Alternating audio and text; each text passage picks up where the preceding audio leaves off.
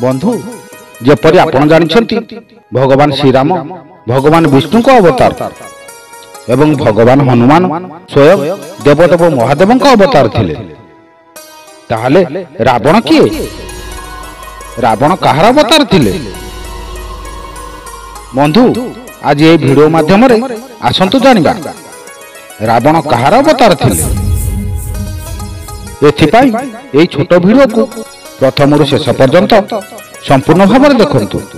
तेबे आसंतु जानिबा प्रकृत रावण किए? पौराणिक मत अनुसार रावण जन बहुत ज्ञानी ब्राह्मण थिले। हेले रावण को अनैतिकता अधर्मर प्रतीक रूपे मना जाउथिला। हेले एहा हेउची रावणर अधूरा परिचय। ताहले रावणर संपूर्ण परिचय कौन? बंधु आमे आपन को विष्णु पुराण रामायण एवं विभिन्न पुस्तक संग्रहित तथ्य आपन को जणाइबा। आपन को जानी यह आश्चर्य लगी पारे कि एक जुगरे रावण भगवानकर द्वारपाल भावे काम करुथिले एवं तांको द्वार सामने सुरक्षा देउथिले।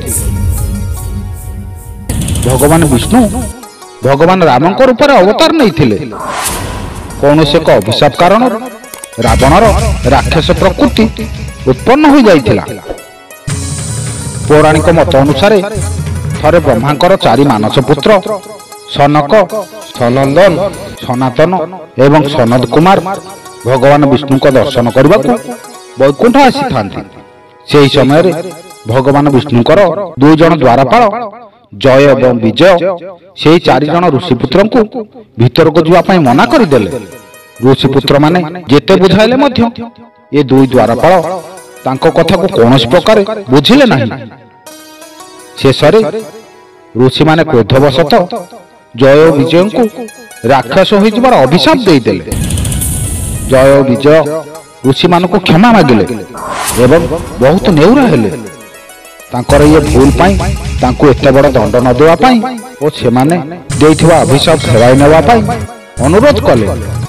एही समय विष्णुदेव द्वार रे एमिति कोलाहल सुनी सेठाकु आसिले एवं समस्त कथा जानिबा परे भगवान विष्णु मध्य ऋषि मान को अनुरोध कले जे से दुई जन को क्षमा करि देवा पाई। शेषरे विष्णुदेव को अनुरोध रक्षा करी ऋषि माने कहिले प्रभु अभिशाप तो फेराई हेबो नहीं हेले तार प्रभाव किछि मात्रा रे कम करि हेबो। प्रभु यहाँ दुईटी उपाय अछि। प्रथमटी होउछि एमाने 7टी जन्म राक्षस कुल रे जन्म नेबे ओ सत मार्ग रे चलिबे एवं भगवान विष्णुकर अगाढ़ भक्ति करिबे। तापर जाई सेमाने अभिशाप रे मुक्ति पाइबे।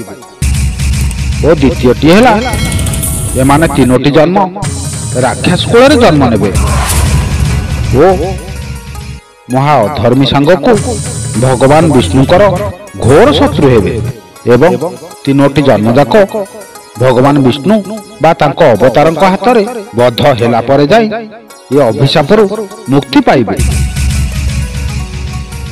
एबे तुमे माने चिंता करी कह ए दुईटी उपाय तुम मानक पाई केउटा उचित हेबो? जय विजय कहले प्रभु आमे 7टी जन्म पर्यंत आपनक सेवारु वंचित रही पारिबु नाही।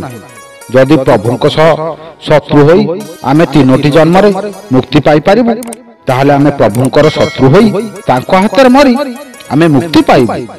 शेषरे सेया हैला प्रथम जन्म रे सेमाने हिरणाक्ष ओ हिरण्यकश्यप होई जन्म होइथिले ओ भगवान विष्णु सेमानकर वध करिथिले। द्वितीय जन्म रे रावण ओ कुंभकर्ण होइथिले सेमानंको भगवान विष्णु को अवतार प्रभु श्रीराम वध करिथिले।